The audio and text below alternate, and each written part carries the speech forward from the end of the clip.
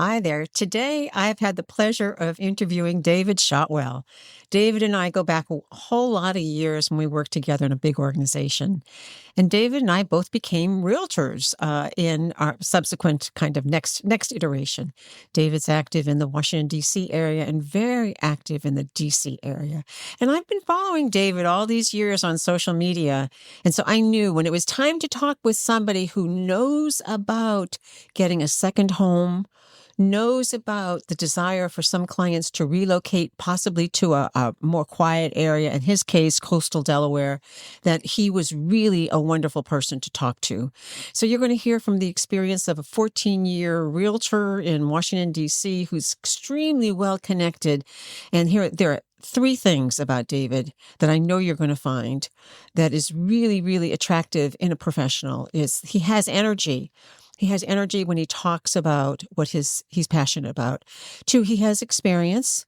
3, he listens, and he listens really, really well. That's what we want. We want all those qualities in any professional, but particularly in a decision-making time of when you want a second home or possibly relo out of an urban area to a more rural area.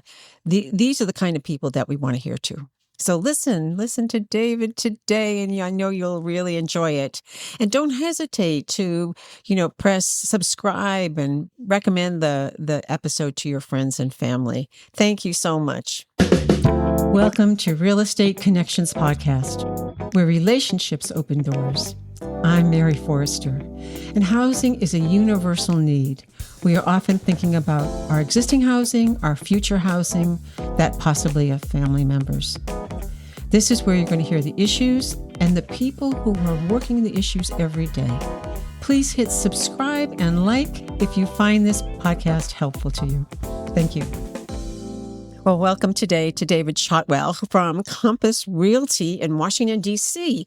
And I've known David for many, many years, and we're going to have a blast talking with him today because David has unbelievable energy for the things that he is passionate about. So, David, welcome. It's so good to see you. Thanks so much, Mary. I'm so happy to be here with you. Oh, fun. This is so fun. So, David, tell us, what is life like in D.C. now, in the D.C. area? Because I think you serve Maryland and Virginia as well. I do, yes. I'm licensed in Washington, D.C., Virginia, Maryland, and also Delaware, which we can talk about. Of course, yes. Most of my business is in D.C. proper. I do some business in the close-in suburbs of Northern Virginia and what we call suburban Maryland. Very good. And you've been at this for a while, right? Yeah, I started selling real estate full-time in 2012. 2012. So 14 years ago. 14, almost a little over 14 years, yeah. Yeah, that's a lot. And so you've seen the big up. Are you seeing kind of a down? I know you're very busy now, but I was kind of hearing for a while things were like moderating a little bit. Yeah, so the market in DC has been a bit strange, as you can imagine. Last year, there was a lot going on in the city. So we had the effects of DOGE and then the government shutdown last fall. And so all of those things obviously affect people's either need to sell or desire to buy. And so there were a lot of dynamics that played last year. In fact, I was telling a lot of my seller clients last fall that if they didn't need to, I would recommend waiting until this year, just because there was so much uncertainty in the market and just in the city last fall in particular. And so I had a lot of sellers that actually did that. They listened to my advice. And we've since listed their properties this spring to sell, and they're all under contract and all doing well. So, that's the sign of a really strong agent. And in my opinion, an agent that says, hey, look, you don't have to reinvest your money right now. You don't have to sell right now. Let's take a little break and see where this horizon is going to be. Because in the end, you're responsible for getting them the best price and terms that they can have on their investment or on their property. Absolutely. And I have a philosophy, and I think a lot of real estate agents have this as well, but, I never want to do something that's in my best interest. It's always in the client's best interest. And so everything that I would recommend to them everything that I would suggest they do perhaps to their property to get it ready to sell or to not sell again at a particular time. It's all based on what I think is best for them. And then it's a conversation. We talk about their desires and wants and needs and timing and all of those things. And then I always say, if you need to sell now, we can make it happen, and we'll do exactly what we need to do. Yeah. Good. Excellent. And so now you have a lot of activity, right? My sense is that the market is quite dynamic. Are you seeing price changes, or is it just kind of staying steady? Yeah, it's a bit of a tale of two markets in DC and the greater DC area. So single family homes continue to sell really well. It's a bit of a hangover from the COVID era, where everyone was kind of moving into something larger. They wanted a yard. And so single family homes continue to do really well in this market. The condo market has been a little more challenging because that's typically either first-time home buyers and in some ways downsizers. So empty nesters that had a big family home, maybe out in the suburbs, and they want more of the city life. And so they sell the big home in the suburbs and they move downtown. And so some of that has been delayed as well. But I have to say, my experience selling condos, because I do a lot of condos. I work and live in downtown DC. Yeah, it's a nature. Is that if they're positioned right, if they show well, if you do all the hard work up front, which is, either repainting or some touch up or little things like that, staging it to sell, or if you're going to live there while we sell it, I go in and kind of do a consultation and say, let's move this piece of furniture over here. Right. Let's put this one in storage. So I always say all the hard work of selling is up front before you ever list the property for sale. So if we do all of those things and kind of get that right, and then obviously nail pricing, because that's got to be based on, the comps and the current market conditions. When you do all of those things correctly and well, then condos are selling as well. And so that's been my experience. Good. Have you seen any fallout from like the Florida experience of the construction questions versus, the special assessments? What is the viability of my building? Do you see much of that at all in DC? It's definitely come up. So obviously, since the tragedy in Florida with the collapse of the condo building, Fannie Mae and Freddie Mac have tightened their scrutiny of condo buildings. And so there is an added level of review that they're doing. And Fannie and Freddie are the underwriters of all conventional mortgages, or almost all conventional mortgages. And so I've definitely seen that. I've definitely had a couple of properties that were considered to be non-warrantable, which means Fannie and Freddie wouldn't underwrite the building. And then you run into all kinds of challenges about trying to find financing, and you have to find a lender that's willing to do it. And typically the interest rate is much higher in those situations. And so, I'm always counseling my clients that own condos that may be bemoaning a higher condo fee or a special assessment that they have been issued, that it's really in their best interest in the health of that building and the ability to be able to sell the units in that building going forward. When you're ready. That's right. Excellent. I just, all of this sounds like so reasonable to me. And my sense too is it builds a lot of trust. It builds a lot of trust in your counsel. Exactly. So you're a man who lives in two places. And I've always known this about you, that you have had a love with Delaware and coastal Delaware. Yes. And for people who aren't familiar with the area, I think how many hours does it take to drive out to Rehoboth from DC? It depends.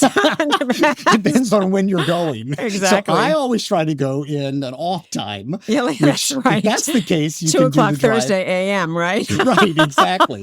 So, if you're going in an off time, you can typically do the drive in about 2.5 hours. Yeah. So not bad at all. And I've done it where I've driven over for the day, or I'm in Rehoboth or coastal Delaware, and I drive back to DC for appointments and then turn around and drive back. So it's doable. Yeah.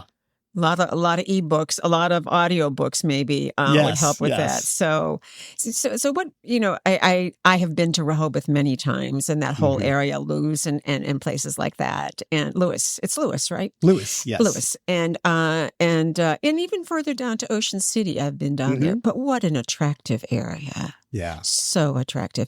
And I know that you have a market that goes into that area. You own property there. Hmm. And you got your license in the state of Delaware. So I'm figuring you've got a plan.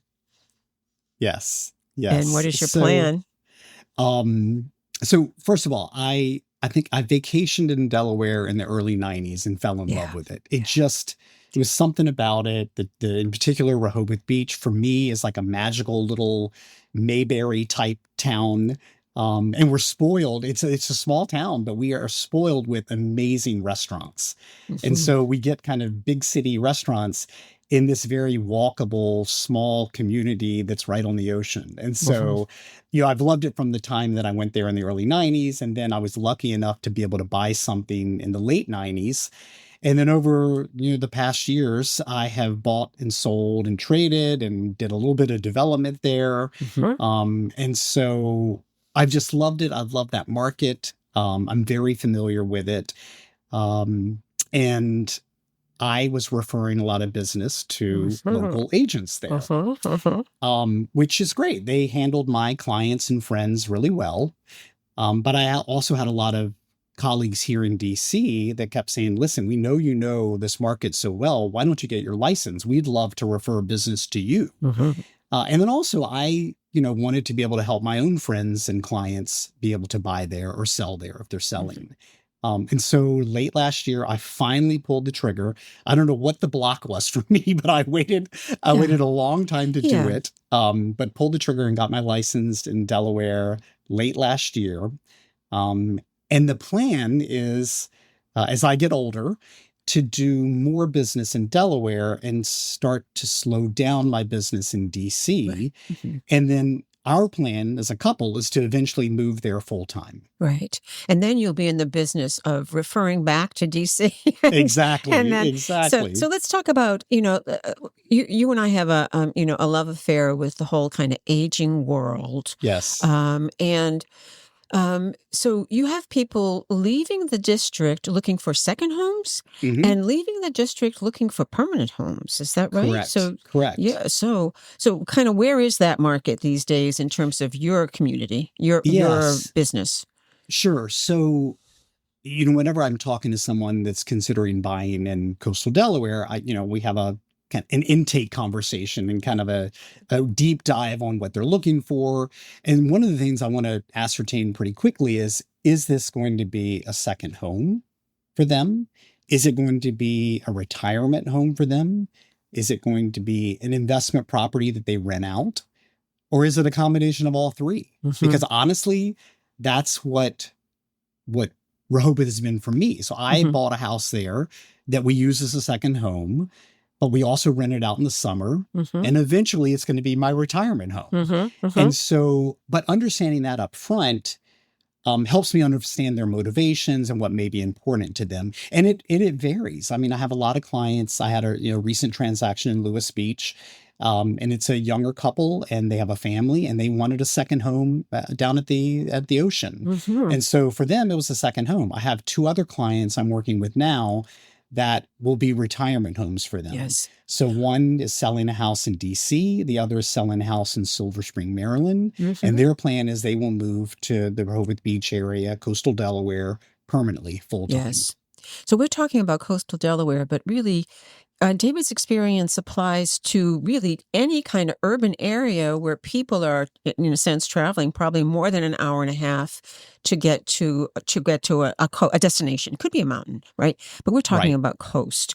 David, are people realistic about the difference in lifestyle from being in an urban area, such a vibrant urban area, right. to being now? It's been a while since I've been to coastal Delaware, but there's a lot of farmland on the way. Hmm. There's some chicken houses on the way. Yes, yes. So are people Um, realistic?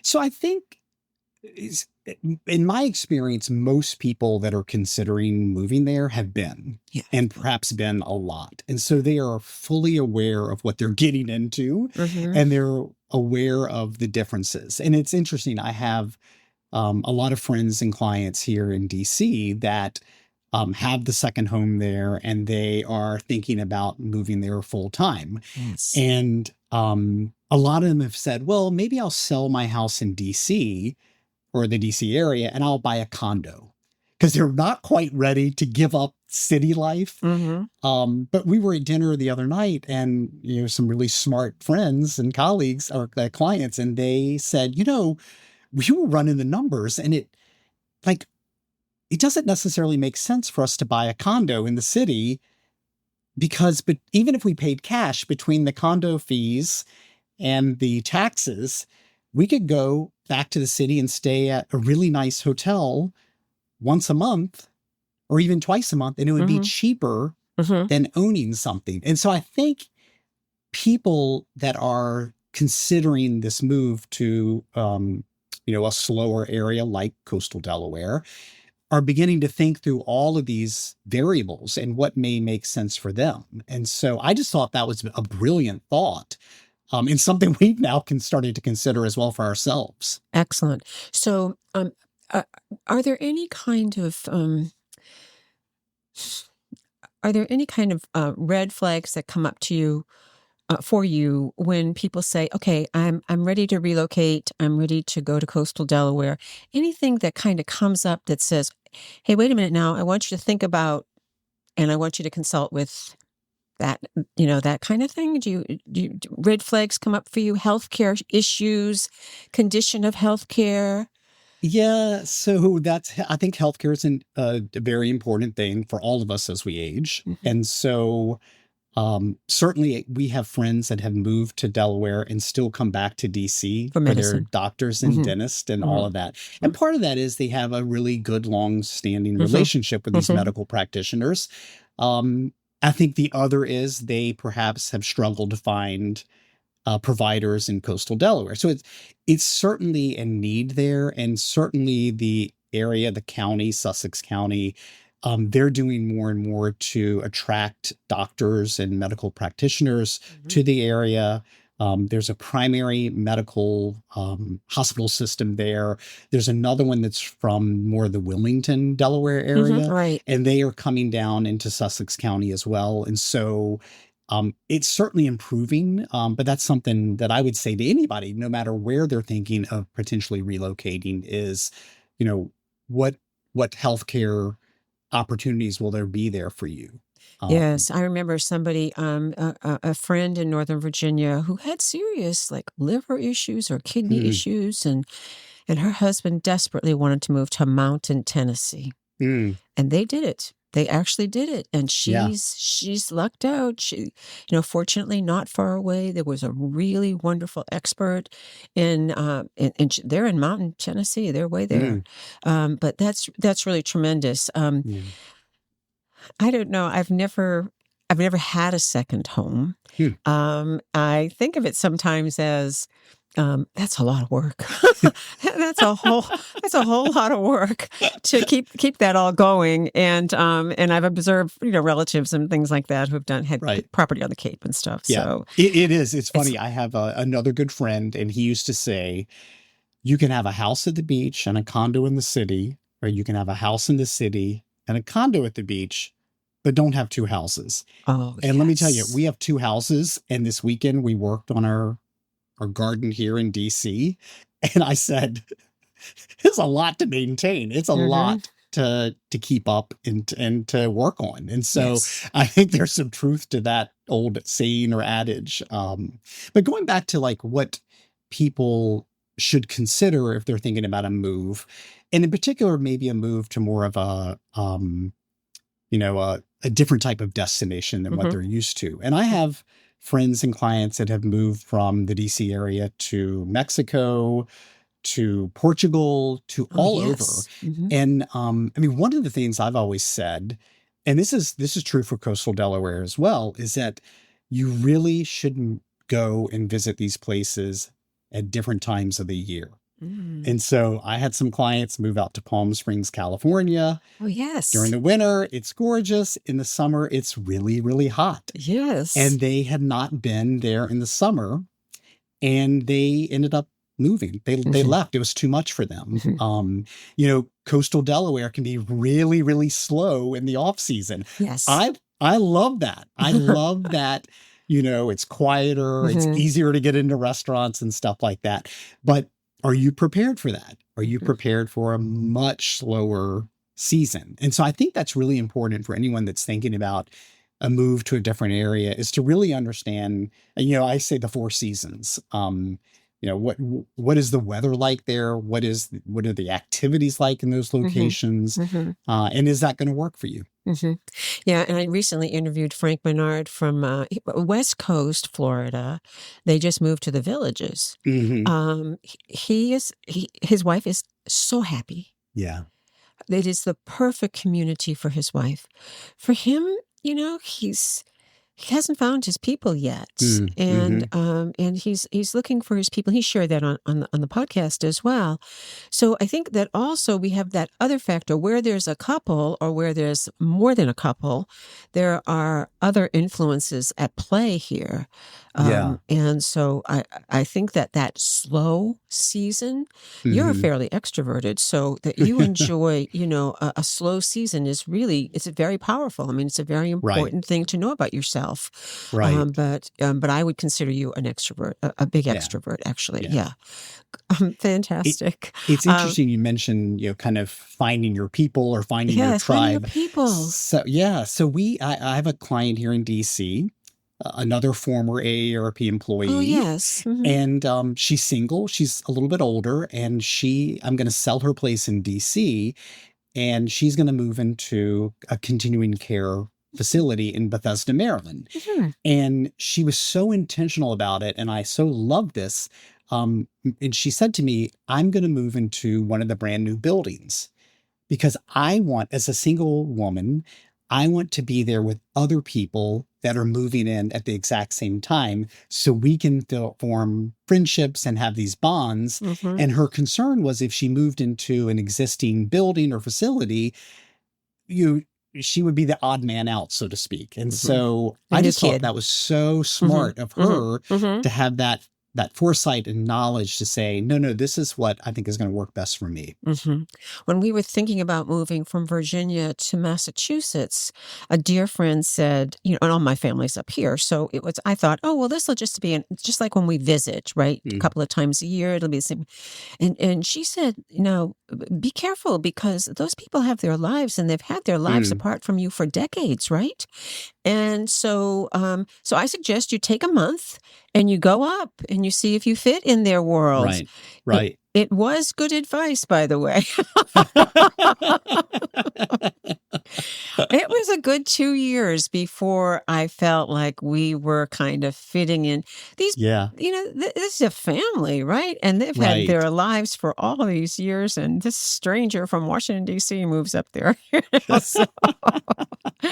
And then in terms of, weather is really important. We used to complain bitterly about weather in Northern Virginia, but mostly because of transportation into the district. Mostly because, what is our commute going to be like? Exactly. Up here, we complain about when is the snow going to melt? Right. We have spring, by the way. You should come up. It's really, really Love beautiful right here. Love it. Yeah. David, tell me about, are you seeing kind of the aging of your clientele? I was reading at NAR, National Association of Realtors, 42% of the sales have been boomers. Yeah. And the average age of a first-time home buyer is like low 40s now. 42, I read. Which is just, it's amazing to me, and it's sad because I think it's a commentary on what younger folks are dealing with, and I think so many of them feel like they may never be able to buy a home. And for me, home ownership, it sounds trite, but it is a path to generational wealth.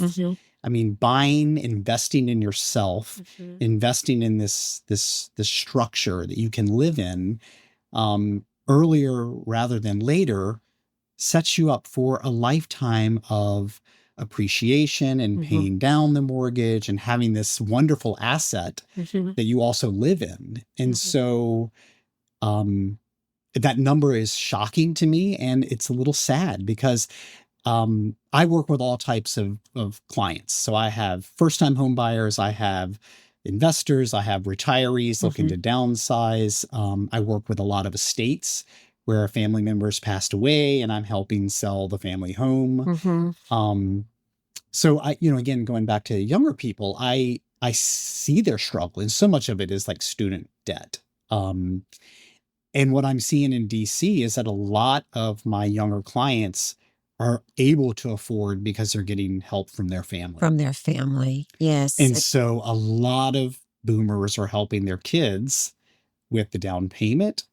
And shockingly, so many are literally buying properties for their children or grandchildren outright. Yes. Yeah, Because they have the equity, right? right, They can leverage that equity now through a number of vehicles, right? right, right. Yeah. I'm Yeah. curious about this kind of reverse mortgage to buy. I need to do some research on it. Hmm. I'm going to do some more research. I've Yes, been hearing from a lot of lenders, but I want to hear yes, about consumer organizations as well and what they're right. saying about these quote new reverse mortgages and see what Right. the issues are. Right. How And do then you? back on, so if I make take a minute and just Yeah. talk Oh, about kind of some of my older clients, I think a lot of what they're considering is, um, perhaps most of them have a lot of equity in their homes. They've lived there a long time.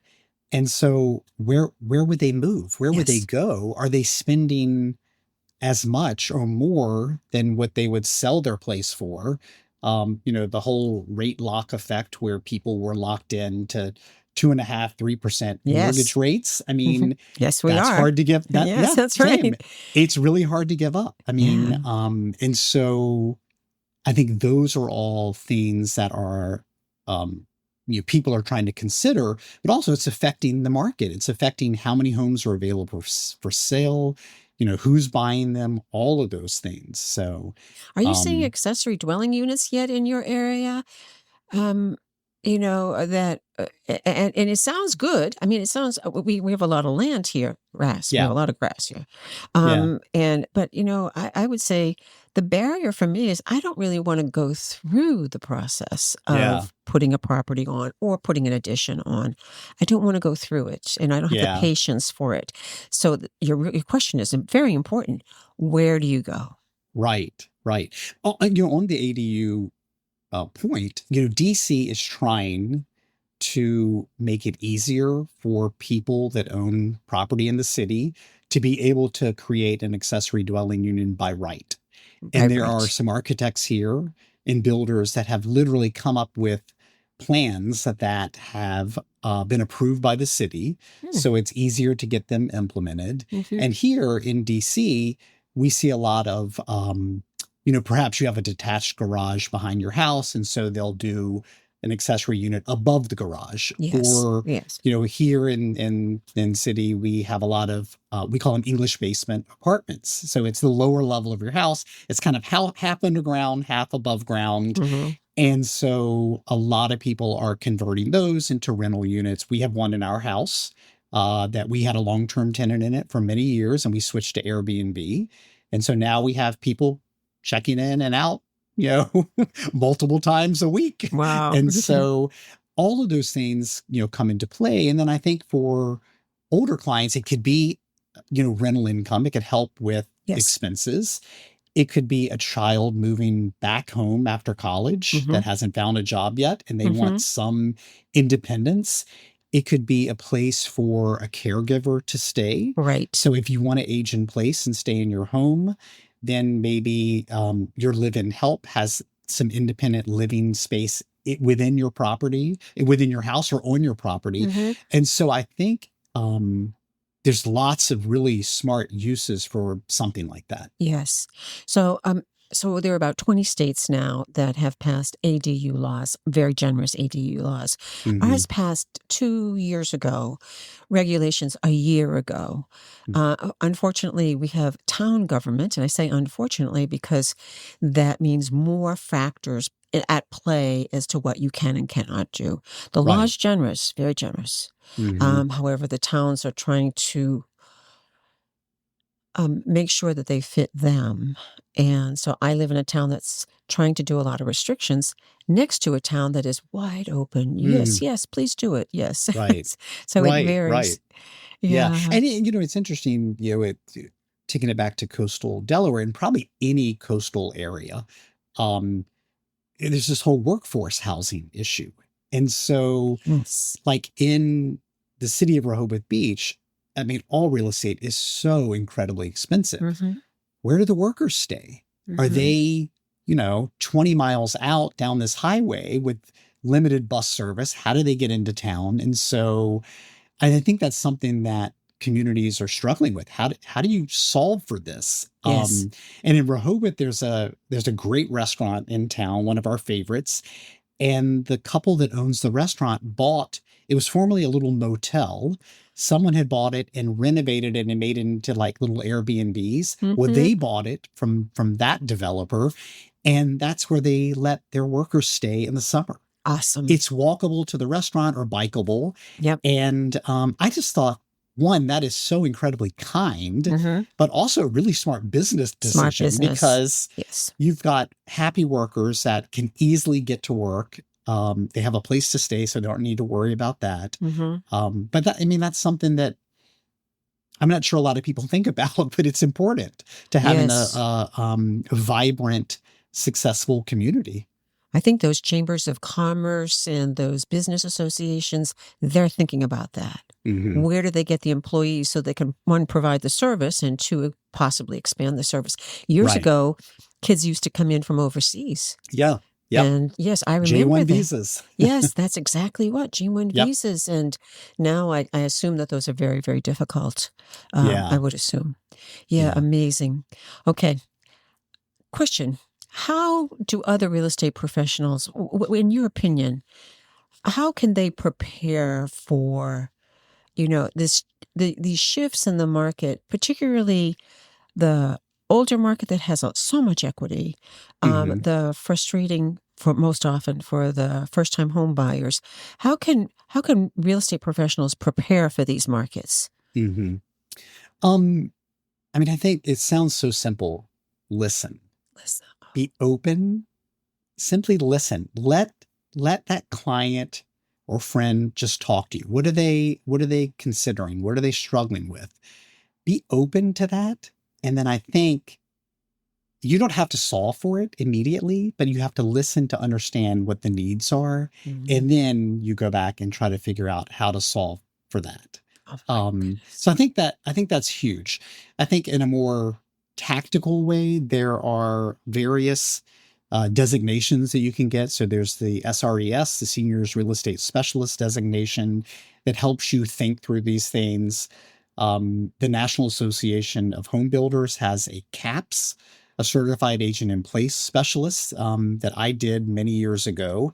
And that's really about helping someone think about staying in their home. So I always tell my clients, reach out to me anything real estate or home related, because I'm not here just to help you sell or buy a house. Mhm. I'm here to help your life in that house be better and Mhm. serve you better. And Mhm. so that may be referring them to a contractor or a landscape person, but it also may be helping them think about what modifications they can make to their home that would allow them to stay there longer. Excellent. You are terrific. You know that.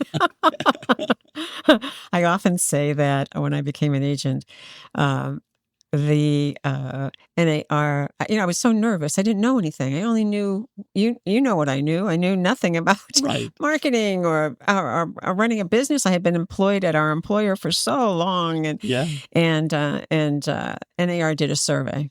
Hmm. What do people want from their real estate professional? One, they want to be able to trust them.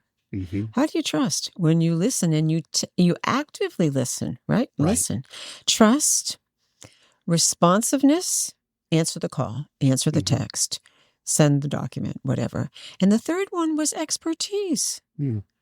So I figure I can work on the trust and the responsiveness easily, right? I can Right. do that and get better Right. and better at it. And then over time, the expertise will come. Yeah. And because we're connectors, we're natural connectors, we find the answers. Um, David, Yeah. is awesome talking to you. Well, thank you. It is a treat to see you, and I look forward to staying connected with you. And if I ever get down to Absolutely. Rehoboth, I'm going to stop by that beautiful home you've Oh, put I'd love it. together. I'd love it. Can I tell a quick story? So So do. speaking of the expertise part Yeah. of the three, Uh-huh. when I first started out selling real estate, I was so worried that like it would be so obvious I didn't know what I was doing. Right. And I was so fearful of the question from a client, well, how long have you been doing this? And so a mentor at the time said, oh, that's easy. You just say, man, some days it feels like forever. And I did it. I said it 2 or 3 times because a lot of it was simply small talk. Like the client was just trying to engage in small talk. And so when I said that, they just laughed and dropped it. So I didn't need to tell them I'd only been selling for a month. They didn't need to see your vitae or Right. anything. Yes. And one other thing I want to point out about David, he is a very active member of various communities in Washington, D.C. and I'm sure in Delaware as well. Mhm. And so that in itself is just a gold mine in the sense of getting to know people, trusting him, being willing to say, Mm. you've got to talk to David. I know you're thinking about replacing that roof and putting slate on it, but you got to talk to David, whatever. So Right. David, congratulations. Congratulations on 14 years, almost 14 years. Congratulations on a life plan that you have. And I thank you so much for your time today.